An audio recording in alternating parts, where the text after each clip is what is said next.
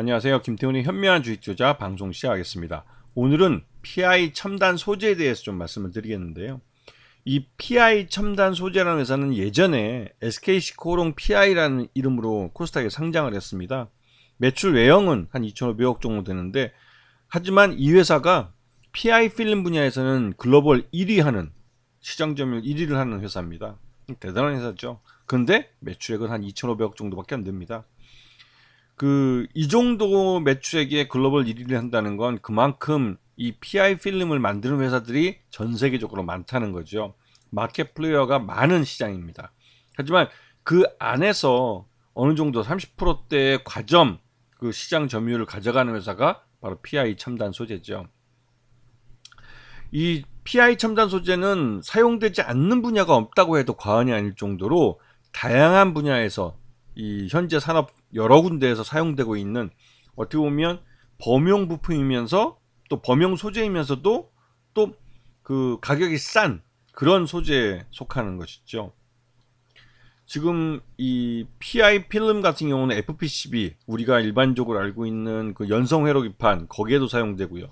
방열 시트에서도 여기에 사용되고, 또 첨단 산업 분야인 뭐 모바일이나 스마트폰, 그다음에 디스플레이 쪽에서 그렇고, 전기차의 구동 모터에도 이게 절연용으로 사용이 됩니다. 그 정도로 다양한 산업 분야에 사용되는 핵심적인, 그러면서 범용 부품 소재에 속하는 게 PI 필름이죠. 그래서 그 IT 기기 하면 우리 일반적으로 알고 있는 스마트폰 같은 것도 말씀드린 거고, 디스플레이 같은 경우 OLED, 요즘 TV 패널 같은 거 있지 않습니까? 그리고 반도체 쪽은 뭐 여러분이 익히 알고 있는 그 반도체고요. EV는 그 Electric Vehicle 해가지고 전기차, 이 전기차 분야에 특히나 배터리 분야나 구동 모터 등의 이 절연 소재로 이 PI 필름들이 사용되고 있습니다. 그래서 사용처가 계속 늘어나고 있지만, 이 PI 이 핵 첨단 소재 같은 경우는 그 작년 재작년 그 매출 외형이 좀 줄어들고 있어요. 그러면서 어떻게 보면 주인이 바뀌었는데도 불구하고 이 경영권이 SKC나 코오롱으로부터 떠난 다음에 제대로 경영이 안 되고 있다는 느낌을 받습니다. 그러다 보니 매출 외형도 줄고 있고 영업도 별로 안 좋은지, 하여튼 요번 1분기 때는 적자로 돌아섰어요. 그 사이에 지난해 경영권 매각을 시도하기도 했습니다. 그런데 불행히도 그 경영권 매각이 중국 쪽에서 이 합병에 대한, 그러니까 이 경영권 매각에 대한 동의를 해주지 않은 바람에 결국은 그 실패로 돌아갔죠. 그래서 매출 외형이나 이런 걸 보게 되면 작년 1분기와 비교했을 때 좀 실망스러운 수준입니다. 그만큼 그 올해 1분기가 전자산업 쪽에서는 굉장히 좀 경기 침체에 속하는 그런 시기였다는 것을 간접적으로 확인해 볼 수 있는데요.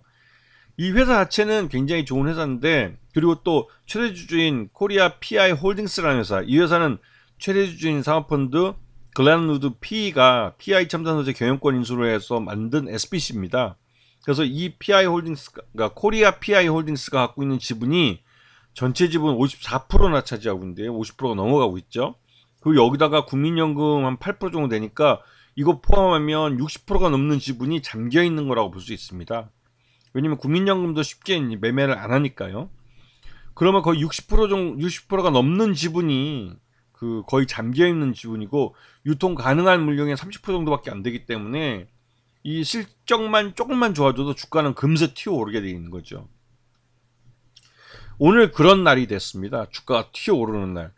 글렌우드는 그 다시 한번 이 회사 그 PI 첨단 소재를 매각하려고 하고 있고, 매각하기 위해서는 실적을 어떻게든 돌려놔야 됩니다. 그래서 지난해 하반기부터 해서 구조조정에 착수해가지고 비용을 줄이는 쪽으로 사업을 진행을 했고, 또 요번에 그 이 전방 산업들이 다시 이제 그 침체에서 벗어나면서 조금 회복되는 모습을 보이면서, 특히 반도체 쪽을 중심으로 해서 이 PI 필름에 대한 수요가 다시 늘고 있습니다.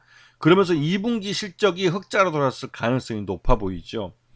오늘 그 주가가 급등한 것은 이런 2분기 실적에 대한 부분이 뭐 마켓 플레이어 중에 먼저 정보를 접한 쪽에서 공격적으로 매수에 들어왔다고 볼 수도 있습니다. 왜냐하면 거래량이 기존에 봐왔던 거래량과 건 너무나 확연한 차이를 보여주고 있기 때문에 이것도 일종의 또 정보의 비대칭성이 아닐까라는 의구심이 좀 들기도 하고요. 이 PI 첨단 소재는 실적이 회복되면 글래노드 PE 쪽에서 경영권을 매각하기 위해서 다시 한번 매물로 내놓을 가능성이 큽니다. 왜냐면 이미 한번 시장에 매물로 나와서 1조 2,750억이라는 경영권 프리미엄까지 포함해서 평가를 받았던 회사이기 때문에 1조 원이 무너지지 않는 정도에서 글래노드 PE가 매각에 나설 가능성도 있죠. 최소한 그 정도 가격에서 팔면 글래노드 PE는 손해보지 않고 이 PI 첨단 소재를 매각하는 걸 겁니다. 지난번에 베어링 PE에 팔지 못한 게 아쉬운 부분이 있지만 그때 매각이 그러니까 베어링 PE의 일방적인 계약 철회로 손실을 봤다고 해서 한 500억 정도의 지금 소송이 걸려 있는 상태고요. 그래서 지금 이 PI 첨단 소재의 주가 급등은 내부적으로 회계 쪽에서 아마 2분기에 다시 흑자 전환을 했다는 그런 내부 정보를 갖고 매매한 게 아닐까라는 의구심이 드는, 안 그러면 저렇게 자신있게 거래량이 터지면서 주가가 장대 양봉을 만들기 쉽지 않거든요. 그리고 또 이 최대주인 글램우드 PE가 PI 첨단 소재의 실적을 회복시키기 위해서 작년부터 구조조정을 착수해 왔기 때문에 그 결과적으로 실적이 좋아질 수밖에 없는 상황이었고, 또 그런 것들을 종합적으로 평가해 봤을 때 요번 이 주가 장대 양봉의 주가 상승은 예정된 거라고 볼 수가 있습니다. 그래서 항상 이 기업에 투자하기 전에 기본적 분석을 통해서 그 회사가 경영진들이 향후 이 기업의 실적을 어떻게 가져가고 또 M&A나 이런 특별한 이벤트가 있는지 확인해 보시면 충분히 좋은 가격에 살 수 있는 기술적 분석을 통해서 매매 타이밍도 잡을 수 있고 좋은 종목을 찾아낼 수도 있습니다. 기본적 분석을 통해서. 그래서 기본적 분석이 중요하다는 거죠. 아시겠죠? 자, 오늘 방송 여기서 마치겠습니다. 감사합니다.